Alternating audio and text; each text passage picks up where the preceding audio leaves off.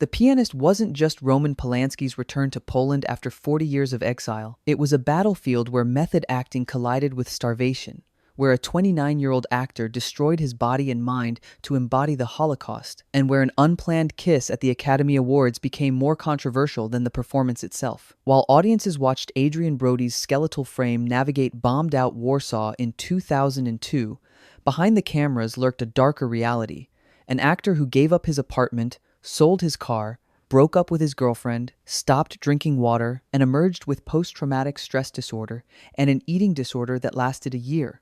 This is the story of cinema's youngest Best Actor winner and the catastrophic price he paid for perfection. Here are 20 weird facts about The Pianist that reveal what happens when survival becomes performance art. And stick around for the bonus fact, because what Polanski considers his finest film almost never had its leading man, and 1,400 auditions couldn't find him. Number 20. Adrien Brody developed post-traumatic stress disorder, an eating disorder, and depression that lasted over a year. 22 years after The Pianist premiered, Adrien Brody finally confirmed what insiders had whispered.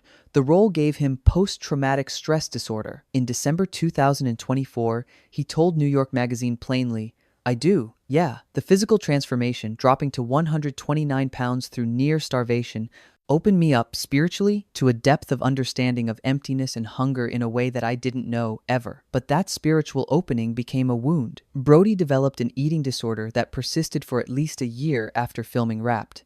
He experienced insomnia, panic attacks, a depression he described not as mere sadness, but as mourning.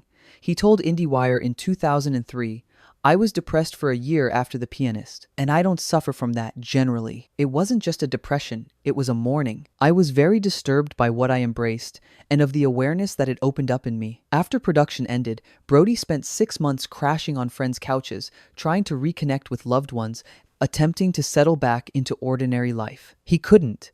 The emptiness he'd cultivated to understand Szpilman's starvation had colonized his psyche.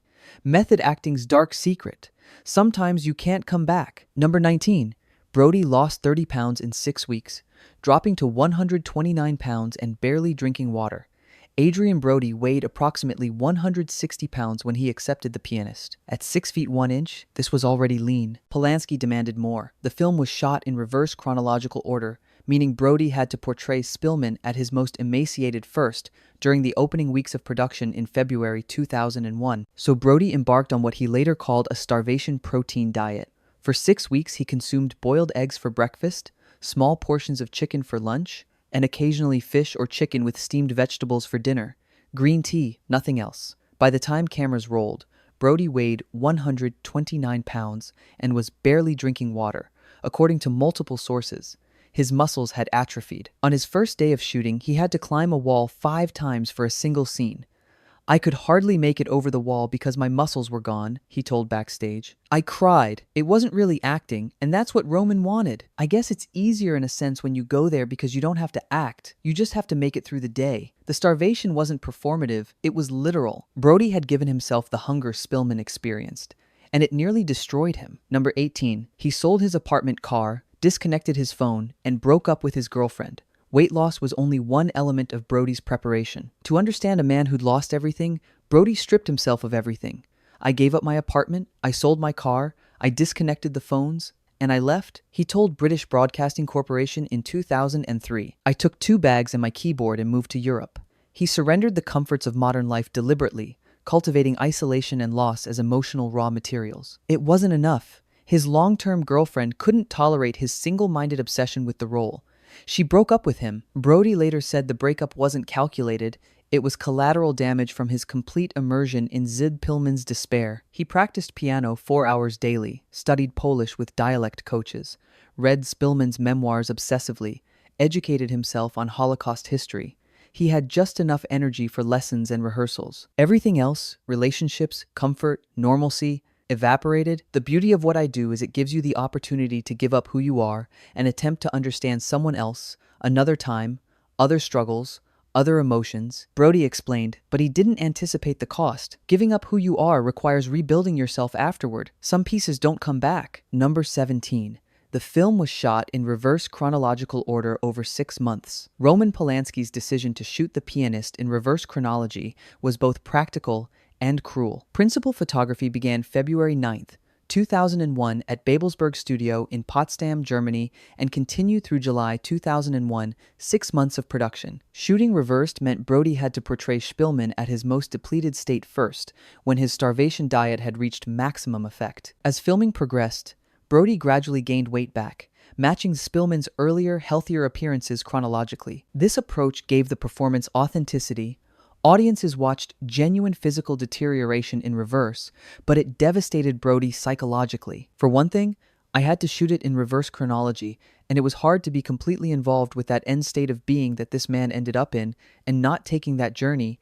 Even as a character, Brody told Pop Matters. He had to embody the conclusion: starvation, desperation, complete isolation, before experiencing the narrative's emotional progression. Then he had to eliminate those cultivated feelings and perform as though they were infeasible for him and everyone around him. The reverse shooting schedule meant Brody lived Szpilman's trauma backward, experiencing the ending first and working toward normalcy, which made psychological recovery exponentially harder. Number 16.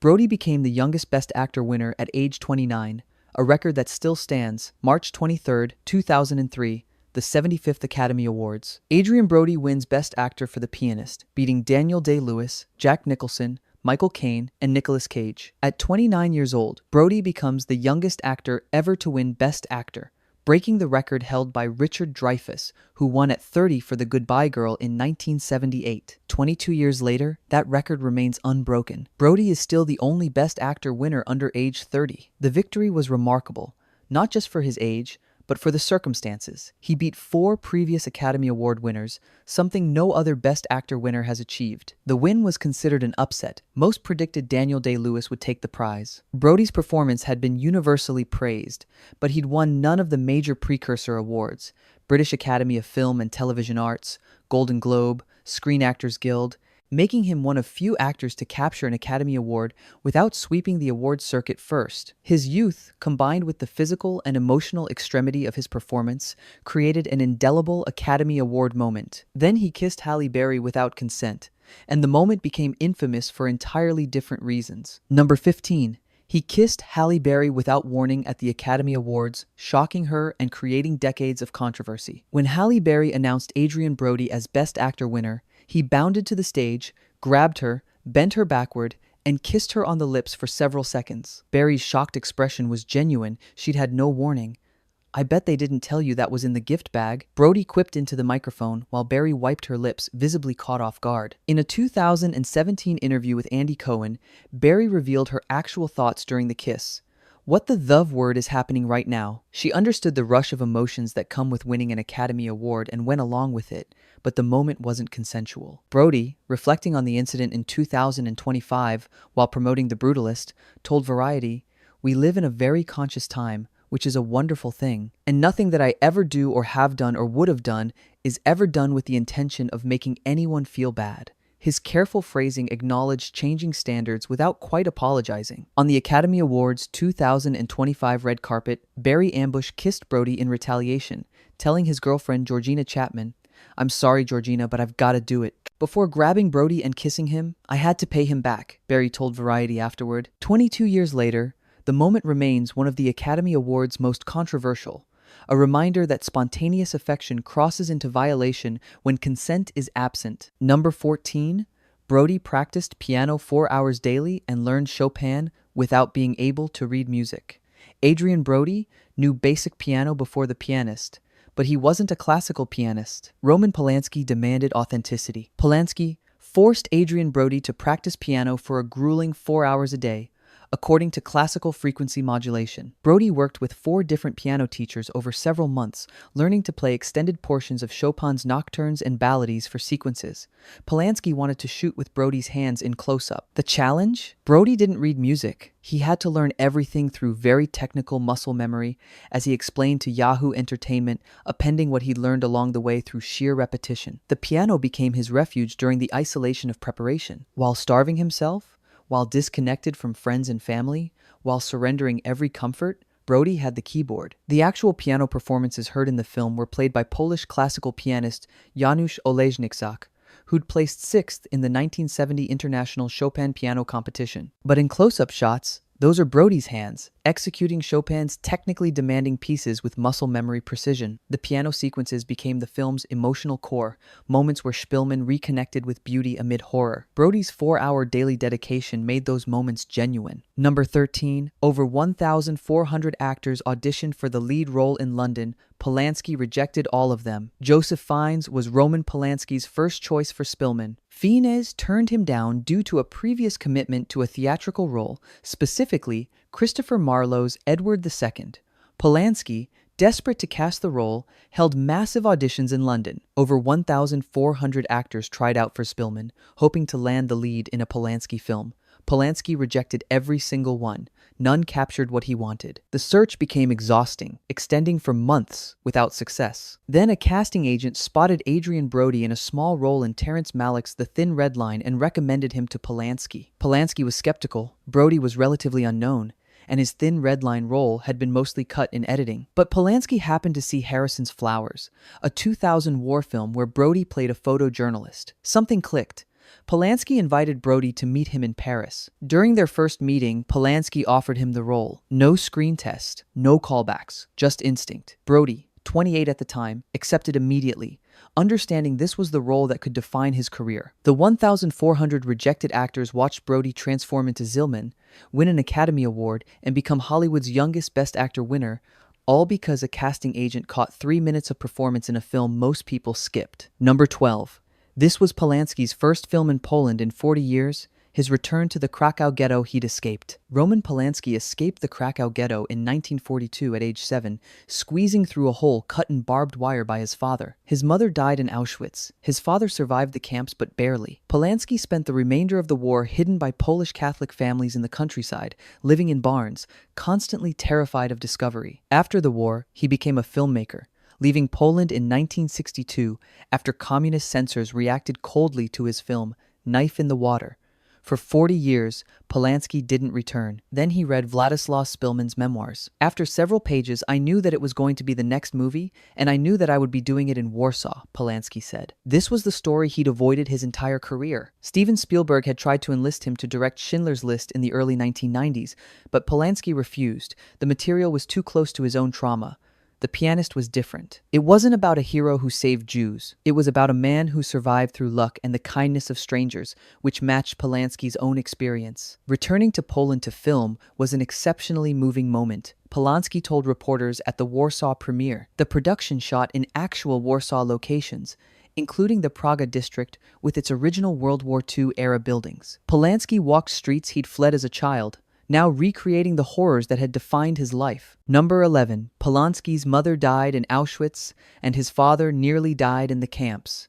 The Pianist wasn't just a film for Roman Polanski, it was exorcism. Born in Paris in 1933 to a Polish-Jewish family, Polanski returned to Poland with his parents in 1937, 2 years before World War II began. When the Nazis invaded, the family was confined to the Krakow ghetto. Polanski's mother was eventually deported to Auschwitz, where she died in the gas chambers. Polanski, speaking about her death decades later, said the wound remains so hurtful that only my own death will bring closure. His father, Ryszard Polanski, was sent to Mauthausen-Gusen concentration camp in Austria. He survived, emaciated and traumatized, reuniting with Roman after the war's end. The young Polanski spent the war passing as a Gentile, sheltered by Catholic Polish families who risked their lives hiding a Jewish child. He lived in constant fear of discovery, watching from hiding as Nazis murdered Jews in the streets. These experiences permeated every frame of The Pianist. Polanski understood Szpilman's survivor guilt, the randomness of who lived and who died, the moral complexity of accepting help from enemies. When Brody asked Polanski about the Holocaust, Polanski shared personal details he'd never revealed publicly, helping Brody understand the psychological texture of survival. The Pianist became Polanski's most personal work, not because it told his story, but because it told a story he'd lived. Number 10. Production halted for 1 day following the death of associate producer Rainer Schaper. During production, associate producer Rainer Schaper died unexpectedly. The entire production shut down for 1 day to grieve and process the loss. Schaper had been integral to assembling the massive international co-production. The Pianist was financed by France, the United Kingdom, Germany, and Poland, requiring coordination across multiple countries, studios, and financing structures. His death mid-production could have derailed the entire film. Instead, the crew took one day, held remembrances, and then resumed filming the following day. Polanski demanded this pause. He wouldn't continue without acknowledging Schaefer's contributions. The gesture revealed something about the production's culture. Despite the darkness of the material, despite Polanski's reputation as a demanding perfectionist, he insisted on respecting loss. Given that the film itself explored survival amid mass death, Schaefer's passing added another layer of grief to an already emotionally devastating shoot. Cast and crew were already immersed in recreating the Holocaust daily. Now they confronted actual death, not historical or performed. The one-day halt became a moment of communal mourning, a recognition that even in the business of making art about tragedy, real human loss demands acknowledgement. Number 9. The Warsaw Ghetto and Bomb City were recreated at Babelsberg Studio and Polish locations. Recreating 1940s Warsaw required massive construction. The Warsaw Ghetto and surrounding city were built on the backlot of Babelsberg Studio in Potsdam, Germany, one of Europe's largest and oldest film studios, to appear exactly as they had during Nazi occupation. Production designer Alan Starsky and his team constructed entire streets, buildings with detailed interiors, and rubble-strewn landscapes. Filming also utilized an abandoned Soviet military hospital in Belitz, Germany, for scenes where German soldiers destroy a Warsaw hospital with flamethrowers. For authentic Warsaw locations, the production moved to the Praga district in March 2001, chosen specifically because it retained original World War II-era buildings. The art department added period-accurate signs, posters, and architectural details to transform modern Praga back to occupied Warsaw. One location, Mala Street in Warsaw's Praga-Polnock district, became a focal point for filming. The filmmakers shot additional sequences at old Russian army barracks, which Polanski described as providing the perfect atmosphere of decay and desolation. The Umschlagplatz scene, where Szpilman's family waits to be transported to extermination camps, was filmed at the National Defense University of Warsaw. This meticulous recreation wasn't just set design, it was historical reconstruction. Polanski and production designer Starsky studied authentic Nazi footage of the ghetto, struck by how staged, even documentary material appeared. The Nazis had deliberately crafted propaganda images for maximum impact. Number 8. The real Wladyslaw Szpilman died in July 2000 before filming began. Wladyslaw Szpilman passed away on July 6, 2000 at age 88, 6 months before The Pianist began principal photography in February 2001. He'd lived long enough to know his story would be filmed, to meet Roman Polanski, and to approve the production, but he never saw the completed film. Szpilman's widow, Halina, attended the Warsaw premiere along with their 2 sons, Krzysztof and Andrzej. Also present was Helmut Hosenfeld, son of the German officer Wilm Hosenfeld, who'd saved Szpilman's life. "I'm happy that Polanski did the film because he himself lived through the war," Halina Szpilman told reporters. The timing of Szpilman's death added poignancy to the production, cast, and crew were recreating his survival while knowing he just died. A title card at the film's end notes that Szpilman died at 88, and film scholars have observed that 88 is the standard number of keys on a piano, a numerical coincidence that felt symbolically appropriate. Szpilman had spent the post-war years as a celebrated pianist and composer in Poland, writing hundreds of songs and orchestral pieces. His memoir, written immediately after World War II in 1946, was suppressed by communist authorities for 40 years because it didn't conform to party ideology.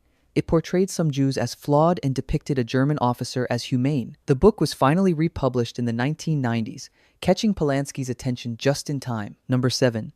Polanski won Best Director, his only competitive Oscar in a 60-plus year career. Roman Polanski received his first Academy Award nomination for Chinatown in 1975, losing to Francis Ford Coppola for The Godfather Part II. For nearly 30 years, he remained one of cinema's most acclaimed directors without an Academy Award. Then The Pianist swept the 75th Academy Awards in 2003. Polanski won Best Director. Ronald Harwood won Best Adapted Screenplay. Adrien Brody won Best Actor. The film was nominated for 7 Academy Awards total, including Best Picture. It lost to Chicago. Polanski couldn't attend the ceremony. He'd fled the United States in 1978 after pleading guilty to unlawful sexual intercourse with a minor and remained a fugitive from American justice. Harrison Ford accepted the Best Director Academy Award on Polanski's behalf.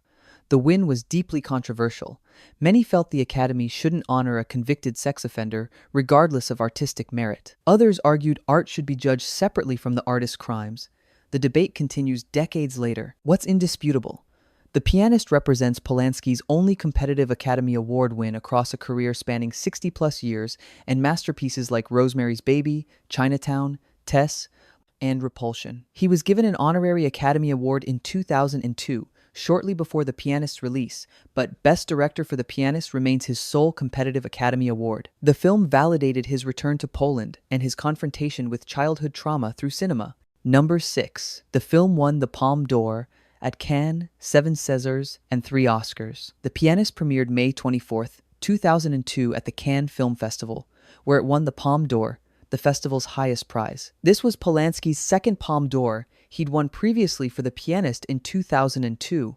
The Cannes triumph launched the film's award season domination. In France, it won 7 César Awards in 2003, including Best Film, Best Director, and Best Actor for Brody, despite him not speaking a word of French in the film. The French film industry embraced the production as a European achievement, celebrating its international co-production structure. At the 75th Academy Awards, The Pianist won 3 Academy Awards: Best Director, Polanski; Best Adapted Screenplay, Ronald Harwood; and Best Actor, Brody. It was nominated for 4 additional Academy Awards: Best Picture, Best Cinematography, Powell Edelman; Best Costume Design, Anna B. Shepard; and Best Film Editing, Hervé Deleuze. At the British Academy of Film and Television Arts, it won Best Film and Best Direction. The accumulation of awards across multiple countries and award bodies demonstrated The Pianist's universal recognition as a masterpiece. This wasn't American or European cinema, it was global cinema addressing universal themes of survival, trauma,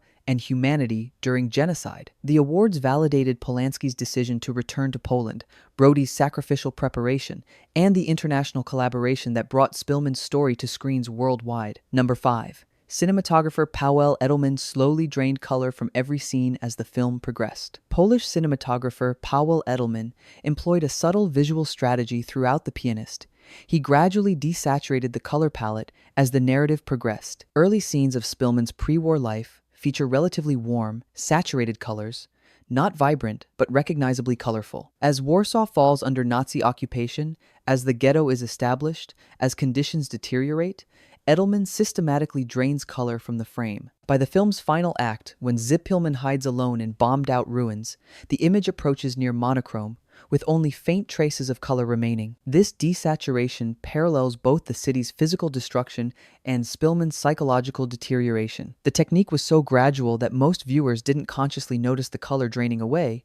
They simply felt the film becoming increasingly bleak and oppressive without understanding why. Edelman achieved this through careful manipulation of lighting, film stock exposure, and color timing in post-production. The approach created what critics described as muted color, not quite black and white like Schindler's List, but drained of vibrancy, reflecting the life being sucked from Warsaw and its inhabitants. Edelman's cinematography earned an Academy Award nomination, but lost to Conrad L. Hall's work on Road to Perdition. The desaturation technique has since been studied in film schools as an example of how cinematography can reinforce narrative and emotional themes subconsciously. Number 4. Roman Polanski provided the voice for character Jurek in the film. In a small but notable detail, Roman Polanski himself voiced the character of Jurek, one of Szpilman's contacts in the resistance who helps hide him. According to production notes, Polanski recorded Jurek's dialogue personally, adding his voice to the film without being credited on screen. This wasn't vanity. Polanski wanted a specific vocal quality for the character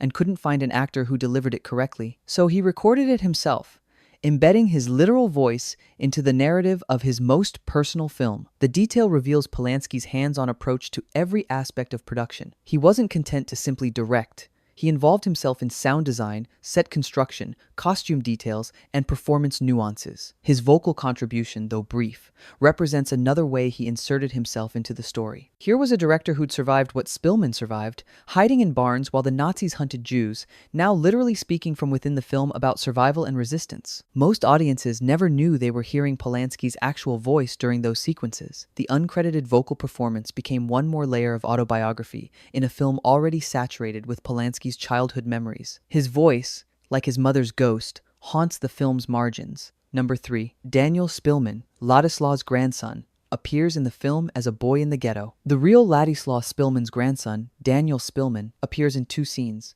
At the marketplace in the ghetto and later at the Umschlagplatz, where Jews were gathered for deportation to Treblinka. Daniel was just a child during filming, cast to create a direct familial connection between the real Szpilman and the cinematic recreation of his survival. His presence adds another layer of authenticity. This wasn't just actors performing history. This was Szpilman's own descendant witnessing the recreation of his grandfather's near death. Daniel's scenes occurred during some of the film's most harrowing moments: the ghetto marketplace where Jews are forced to sell their possessions for survival, and the Umschlagplatz where Szpilman's entire family is separated from him before being sent to extermination camps. Having Szpilman's grandson physically present during these sequences created emotional weight for the cast and crew. They weren't just recreating historical events, they were performing trauma that had directly affected the child standing among them. Daniel's involvement was approved by his family, who felt it important that Szpilman's descendants bear witness to how his story was told. The decision to include him was Polanski's, recognizing that true connection to history sometimes requires literal bloodline participation. Daniel's face appears in the background, another witness to genocide, carrying his grandfather's legacy into the frame. Number 2. Brody could barely climb a wall on his first day of shooting and broke down crying. February 9th, 2001. First day of principal photography. Adrien Brody, weighing 129 pounds after 6 weeks of starvation, had to film a scene where Szpilman climbs over a wall.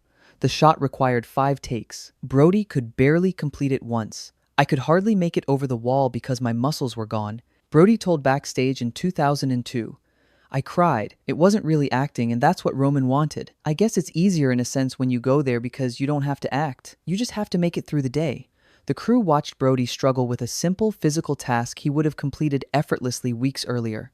His arms shook, his legs trembled. He scraped over the wall's top like someone genuinely starving, genuinely weak, genuinely desperate. Polanski didn't need to direct him to appear frail. Brody's body was failing authentically. The tears weren't performed emotion. They were genuine frustration, fear, and physical exhaustion. This was method acting's logical extreme. An actor so committed to physical authenticity that he'd disabled his own body. The wall climbing scene appears early in the film, and audiences watching Szpilman's emaciated form struggle over obstacles are witnessing actual physical deterioration, not special effects or performance tricks. Brody gave Polanski exactly what he wanted: genuine suffering captured on camera. The price was years of recovery. Number 1. Brody won the César Award for Best Actor despite not speaking a single word of French. At the 2003 César Awards, France's equivalent of the Academy Awards, Adrien Brody won Best Actor for The Pianist, becoming the first actor to win the César without speaking any French in the nominated performance. The Pianist is primarily in Polish and English, with some German dialogue, not one word of French. Yet French film critics and the César Academy embraced Brody's performance so completely that language became irrelevant. The César win preceded his Academy Award victory by a few weeks, signaling to Academy Award voters that Brody was the frontrunner despite fierce competition from Daniel Day-Lewis, Jack Nicholson, Michael Caine, and Nicolas Cage. The French film industry's embrace of The Pianist reflected both Polanski's status as a resident of France — he'd lived there since fleeing the United States in 1978 — and the film's identity as a French co-production. France claimed The Pianist as partially their own, and Brody's César validated that the performance transcended national cinema boundaries. It was European cinema, world cinema, human cinema. The César Awards historically recognize primarily French-language performances, making Brody's win exceptional. His acceptance speech required a translator. He thanked Polanski, acknowledged Szpilman's memory, and marveled at receiving a French Film Award for a Polish story shot in Germany and Poland. The César remains one of Brody's most cherished honors, evidence that great performance needs no translation. Bonus fact: Polanski considers The Pianist his finest film and wants its canisters placed on his grave. In the 2011 documentary Roman Polanski, a film memoir, interviewer Andrew Bronsberg asked Polanski which of his films he considered utterly perfect, one he wouldn't alter a single frame. Polanski, who directed masterpieces like Chinatown, Rosemary's Baby, Repulsion, and The Tenant, replied without hesitation, "If any film canisters were to be placed on my grave, I'd like them to be The Pianist's." This wasn't false modesty or promotional rhetoric. Polanski genuinely believes The Pianist represents his finest achievement across a 60-plus year career. The film combined technical mastery, personal catharsis, and moral complexity in ways his other works hadn't quite reached. It was the film he'd been preparing to make his entire life without knowing it. Every previous film, every exercise in paranoia, every exploration of victimization, every meditation on survival had been preparation for returning to Poland and confronting the Holocaust that shaped him. The Pianist became his artistic testament, the work he once remembered above all others. That a filmmaker responsible for genre-defining classics in horror, noir, and psychological thriller would choose The Pianist as his crowning achievement speaks to the film's profound personal significance. It wasn't his most innovative film, it wasn't his most stylistically daring, but it was his truest. When death comes, Polanski wants The Pianist buried with him, physical evidence that he returned, remembered, and refused to let the world forget. The Pianist premiered at Cannes in 2002 and won the Palme d'Or before anyone knew it would sweep awards season. Critics praised it. Audiences embraced it. Then Adrien Brody walked onto the Academy Award stage, kissed Halle Berry without consent, and became the youngest Best Actor winner in Academy history. The kiss became shorthand for the performance. Bold, unexpected, controversial, impossible to ignore. But the real story lived in Brody's body. He'd starved himself to 129 pounds, sold his possessions, destroyed his relationship, isolated himself in Europe, and emerged with post-traumatic stress disorder and an eating disorder. He spent a year depressed, mourning not the character, but the part of himself he'd sacrificed to understand genocide. Roman Polanski had returned to Poland after 40 years, walking streets where his mother had been rounded up for Auschwitz, recreating the ghetto he'd escaped as a child. He directed from memory, from trauma, from wounds that never healed. And Wladyslaw Szpilman, the man whose survival made it all possible, died 6 months before cameras rolled, never seeing how his story would be immortalized. The Pianist endures not because it's easy to watch, it isn't. It endures because it refuses to turn survival into triumph. Szpilman didn't heroically resist.